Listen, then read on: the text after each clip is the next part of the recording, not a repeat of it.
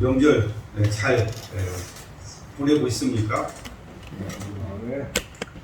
이 명절에 자녀가 찾아가면 부모님이 기뻐하시죠. 새 옷 입고 선물 가지고 가면 부모님이 그렇게 기뻐하세요. 오늘이 우리 믿는 자들에게는 명절날입니다. 오늘이 명절이에요. 복 받는 날, 구별된 날, 오늘이 명절이에요. 그러니까 명절에 이렇게 새 옷 입고 이 아버지 집에 찾아오면 하나님이 얼마나 기뻐하시겠어요. 하나님이 여러분을 기뻐하신 줄로 믿습니다. 근데 명절인데도 자녀가 찾아오지 않으면 하나님 얼마나 섭섭하시겠어요. 그러니까 여러분 주일을 우리가 잘 지켜야 돼요. 오늘은 명절이구나. 새 옷 입고 선물 가지고 내가 아버지 집에 가야지. 그래서 아버지를 기쁘시게 해드려야 돼요. 그래서 오늘은 우리 믿는 자들에게 주일이 명절이다. 그리고 오늘은 구별된 날입니다. 구별된 날, 예배드리는 날로 하나님이 구별을 해놨어요. 그래서 오늘 우리가 구별을 잘해야 돼요. 오늘은 예배드리는 날이다. 놀러가는 날이 아니라 예배드리는 날이다. 구별을 잘해야 돼요. 하나님은 섞이는 것을 싫어하세요. 창세기 6장에 보면은 왜 하나님이 세상을 물로 심판하셨습니까? 심판하신 이유가 나오잖아요. 하나님의 아들들이 세상의 딸들을 보고 시집가고 장가 가서 아이를 낳았는데 누구를 낳았어요? 네피림을 낳았잖아요. 네피림 용사들, 고대의 용사들. 하나님이 싫어하셨다. 섞이는 것을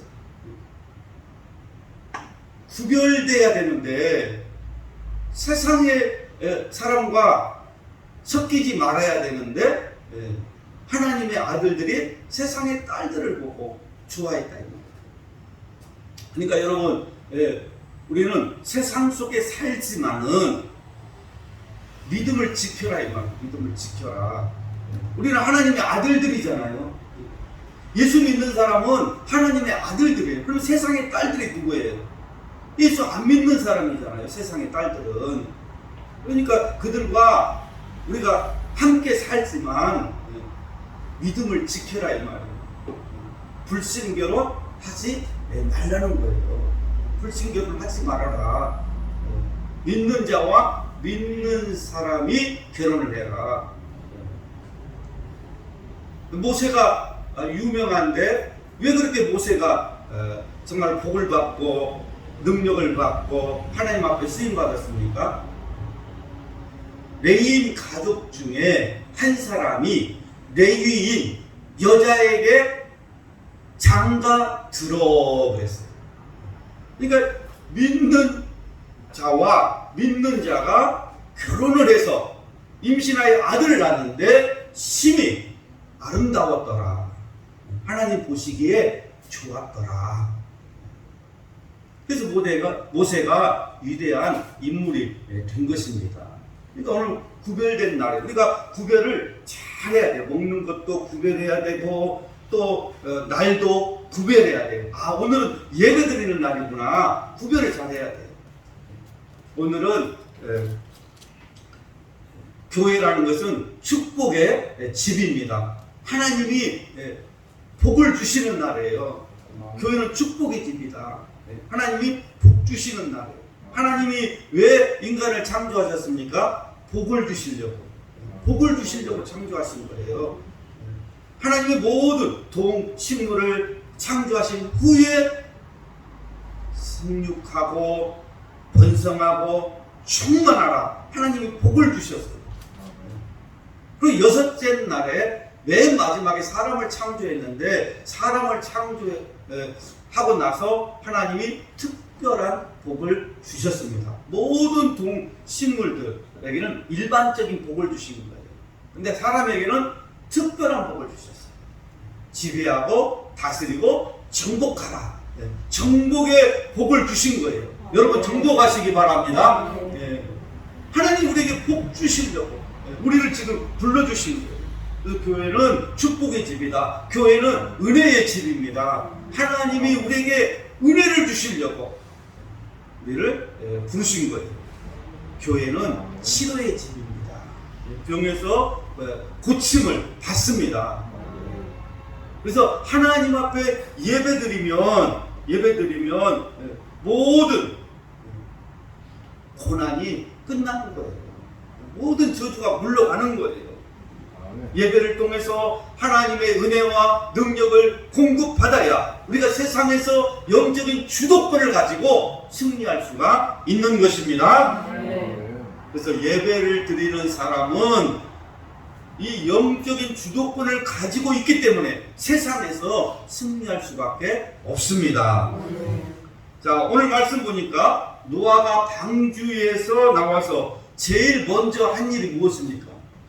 제일 먼저 무엇을 했어요? 20절 보니까 노아가 여호와를 위하여 단을 쌓고, 여호와를 위하여 단을 쌓고. 그러니까 예수 믿는 사람에게 가장 귀한 일이 예배라는 것입니다. 예배. 자, 노아가 방주에서 나왔어요. 그럼 제일 먼저 무엇을 해야 될까요? 방주에서 나왔으니까 먹고 살 길을 찾아야 되겠죠. 먹고 살 길을 찾아야, 식량을 구해야 돼요. 양식을 구해야 되고, 또 장막을 만들어야 될 거 아니에요. 잠자리가 있어요. 잠자리가. 방주에서 나왔으니까 이제 잠자리 만들어야 되고, 먹을 양식을 구해야 되고. 그런데 그런 것을 하지 않고 제일 먼저 한 일이 예배였다는 거예요. 예배. 하나님 앞에 예배를 드렸어요. 예배라는 것은 하나님을 기억하는 것입니다. 하나님을 기억하는 거예요. 아, 하나님께서 홍수로 다 심판을 하셨는데 우리 가족을 하나님이 지켜주셨구나. 그래서 하나님을 기억하는 거예요. 그래서 제일 먼저 하나님 앞에 예배를 드린 것입니다. 그래서 하나님께 찬양과 감사와 모든 것을 올려드리는 것이 예배다. 그래서 예배는 홍수 이후에 노아가 했던 최초의 사건입니다. 그러니까 홍수 이후에 노아가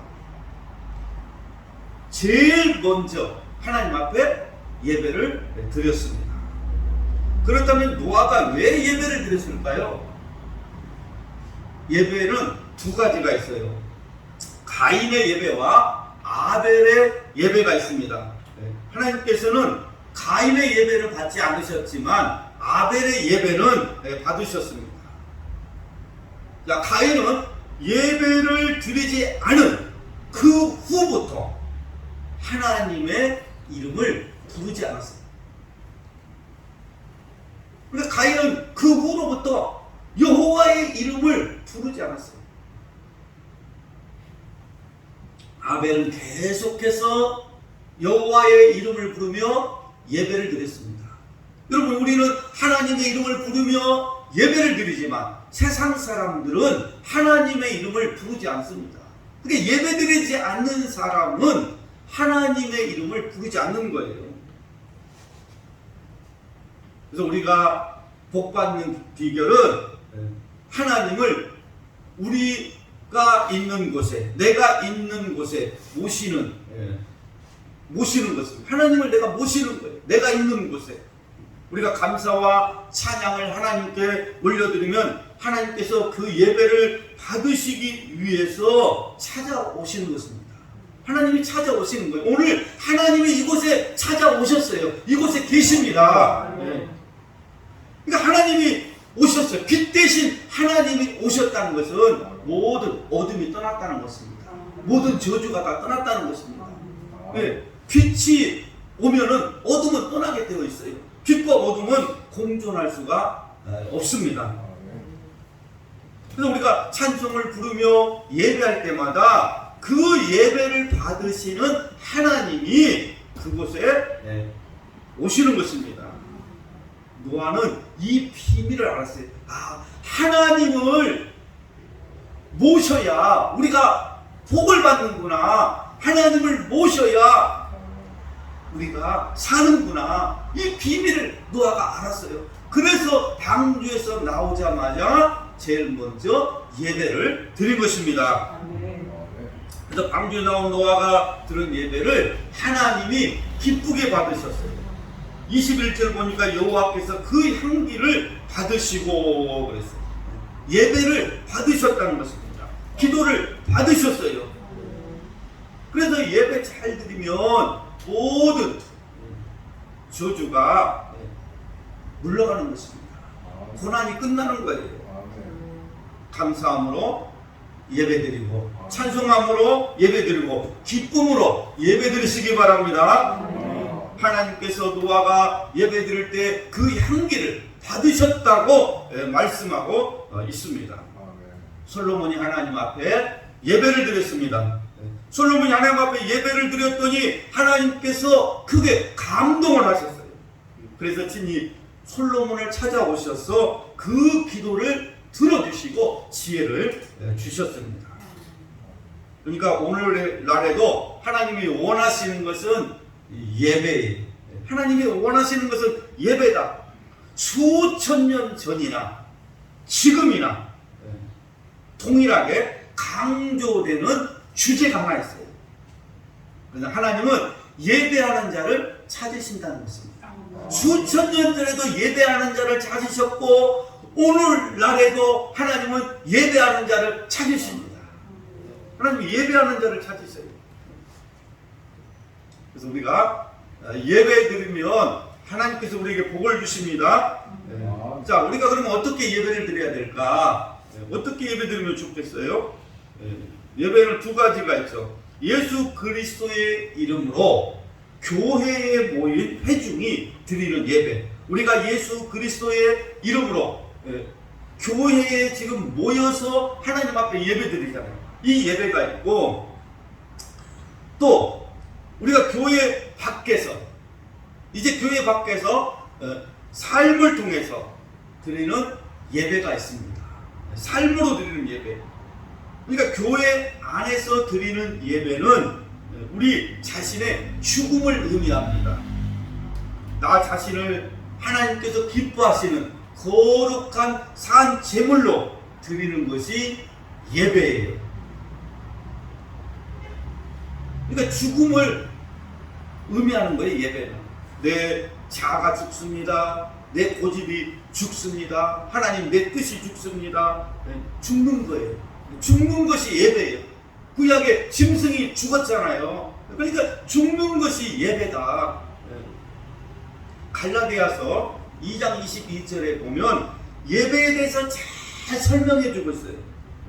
내가 그리스도와 함께 십자가에 못 박혔나니 그런즉 이제는 내가 산 것이 아니요 오직 내 안에 그리스도께서 사신 것이라.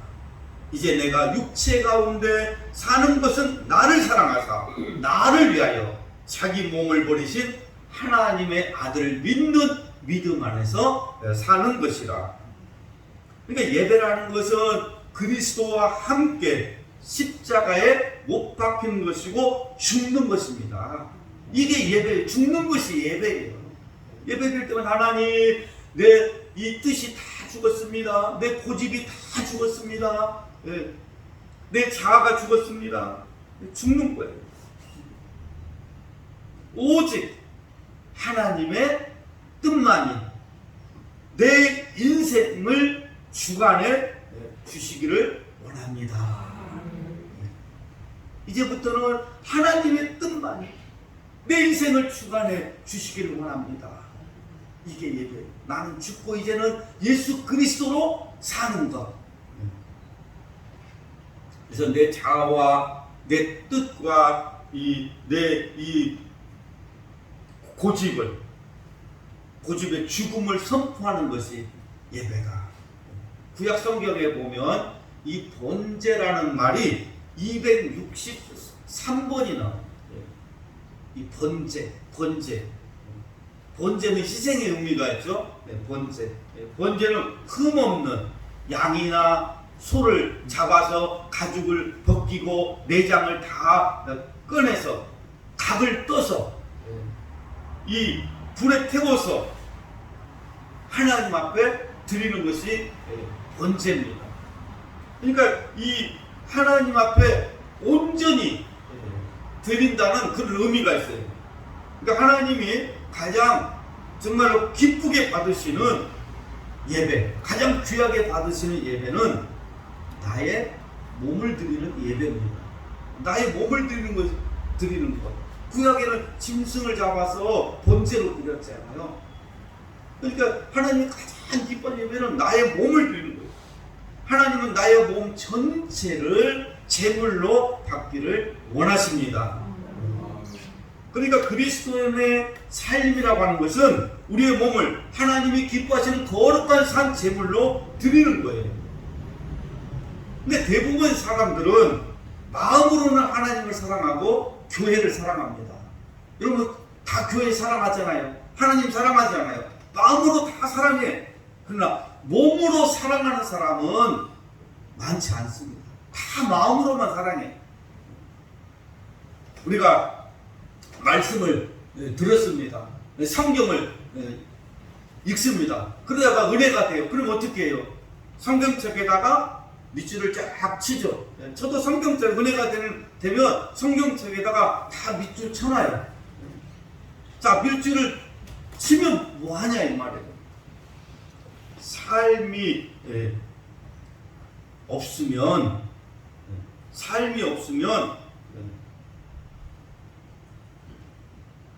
열매가 없다는 거예요. 아무런 소용이 없다. 밑줄 쳐봐야 내가 삶으로 살지 않으면 열매가 없다는 것입니다. 이 성경책은 옛날 이야기 책이 아니에요. 우리가 옛날 이야기로만 생각하니까 마음으로는 하나님을 사랑하고 교회를 사랑하지만 몸으로는 살지 않는 거예요. 옛날 이야기로 생각하니까. 이건 옛날 이야기가 아닙니다. 우리의 이 삶으로 살아야 하는 오늘의 이야기예요. 이 성경책은 내가 삶으로 살아야 하는 오늘의 이야기다. 내가 삶으로 살아야 열매가 있는 거예요. 그러니까 성경을 내가 읽었어요. 하나님의 말씀을 들었으면 내 몸으로 실천을 해야, 몸으로 살아야 열매가 있는 것입니다. 그러니까 삶으로 살지 않으면 열매가 없어요. 내 몸을 제단에 올려드리는 심정으로 우리가 예배를 드려야 하는 것입니다. 그래서 우리가 복을 받기 위해서 예배 드리는 것이 아니잖아요. 여러분 복 받으려고 예배 드리는 게 아니잖아요. 예배에는 받은 것에 대한 감사, 또 찬양, 영광을 하나님께 올려드리는데 목적이 있는 것입니다. 그래서 신구약 성경을 통해서 우리가 배울 수 있는 예배는 부르시고 만나주시고 파송한다는 이런 복합적인 구조로 이루어졌어요. 그래서 예배는 부르시고 만나주시고 파송한다. 이런 복합적인 구조로 이루어져 있다. 그래서 우리가 세상에서 정말 지쳐서 살아가고 있는데 하나님이 우리를 불러주셔요. 수고하고 무거운 짐진 자들아 다 내게로 오라. 그래서 우리를 불러주시잖아요. 그래서 그 부름에 우리가 응답을 해서 하나님 성전에 나옵니다. 그럼 하나님이 우리를 만나주셔요. 만나주셔서 정말 위로해 주시고 또 새롭게 해주신다. 새롭게 해주신 다음에 다시 하나님이 이제는 세상으로 가라. 가서 소금이 되어라. 빛이 되어라. 세상을 변화시키며 살아가도록 하나님 우리를 파송하는 것입니다. 그래서 예배는 부르시고 만나주시고 파송한다는 그런 복합적인 구조로 이루어져 있는 것입니다. 그래서 우리가 이 세상을 본받지 않는 것도 예배다. 이게 세상을 본받지 않는 것이 예배라는 거예요. 그래서 예배자에게는 핍박이 올 수 있습니다. 여러분, 내가 세상을 본받지 않으면 핍박이 들어와요. 환난이 들어옵니다. 아니, 다른 사람들은 다 하는데 너만 왜 유별나게 그래? 핍박이 와요, 핍박이. 무슨 세상을 본받지 말라 그러면 세대 차이가 난대. 지금은 세상 사람들과 다 어울려야 살아갈 수 있다는 거예요. 그래서 세대를 본받지 말아라. 이 세상을 본받지 말아라. 세대 차이가. 세대 차이가 뭔지를 몰라서 그러는 거예요. 아니, 하나님 앞에 예배 드리지 않는데, 우리 삶 속에서 정말로 이 예배를 드리지 않는데 무슨 세대 차이가 납니까? 세대 차이는 그런 게 아닙니다. 아버지와 아들이 게임을 하고 놀고 있었어요. 근데 게임할 때마다 아버지가 이기는 거예요. 그러니까 아들이 화가 나가지고 아버지를 한 대 때렸어요. 그랬더니 아버지가 이놈의 자식이 어디다 이 부모에게 손을 대냐고. 그래서 아버지가 화가 나가지고 네 대를 갖다가 후려쳤어요. 그랬더니 아들이 헐 대박 세대 차이네 그랬어. 이게 세대 차이예요. 그러니까 우리가 세상을 본받지 않는 것이 예배다. 그러면 핍박이 올 수 있고 환난이 올 수가 있어요.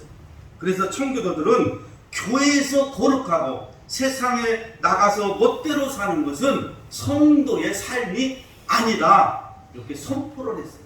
교회에서는 거룩하고 세상에서는 멋대로 사는 것은 성도의 삶이 아니다. 우리는 교회 안에서뿐 아니라 세상에 나가서도 예배드리는 삶을 살아야 합니다. 여러분의 활동 무대는 어디입니까? 여러분 주로 어디에서 활동을 하고 삽니까? 강남에서 활동을 합니까? 아니면 영등포에서 활동을 합니까? 아니면은 무슨 공원이나 시장에서 활동하고 삽니까? 여러분 활동 무대가 어디예요? 우리의 가장 중요한 활동 무대는 교회가 되어야 합니다. 교회가 나의 활동 무대가 되어야 돼요. 그래서 하루종일 교회에서 살아라는 말이 아니라 우리의 마음과 우리의 생각이 교회가 있어야 된다. 교회가 활동 무대가 돼야죠.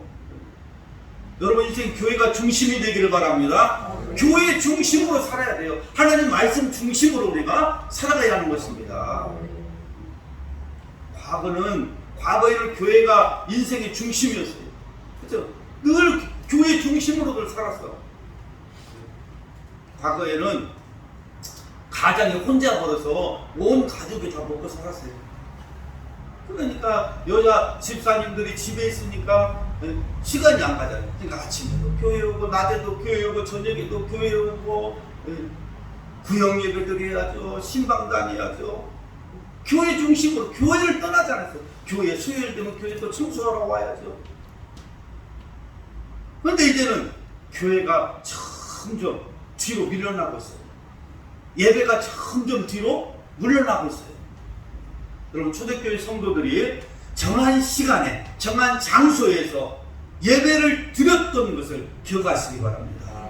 초대교회 성도들은 시간을 정해놓고 그 정한 장소에서 예배를 드렸어요. 회중으로 모여서 예배하고 흩어져서 몸으로 예배하는 저와 여러분이 되시기를 예수님의 이름으로 축복합니다.